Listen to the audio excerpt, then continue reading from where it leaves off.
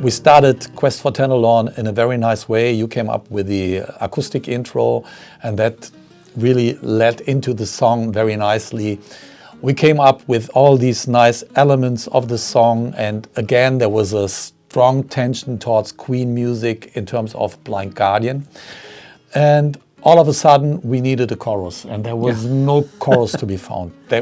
I don't know what we did and how many we tried, and they all ended up somewhere. We never used any of this stuff later on, but there was no suitable chorus line for this one.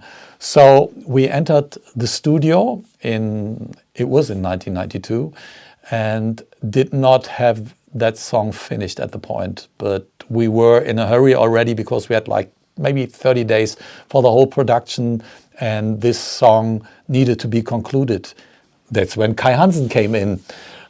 He came in and he just said, well, let's do a jam session. And what music are you working on at the moment? Yeah, and we mentioned that song to him. And all of a sudden he came up with a riffing, with the chords of the Quest for Tanelorn, of the chorus. And we had a song.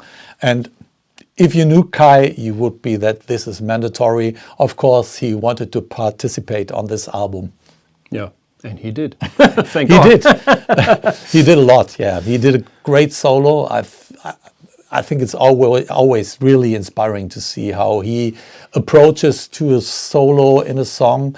And we had a great solo already, but what he did was a lot better. So we kept his one, and that was a very nice collaboration, I have to say. Yeah, and what I find interesting is that, I mean, we tried, I don't know how many choruses, and they all failed, as Hansi said.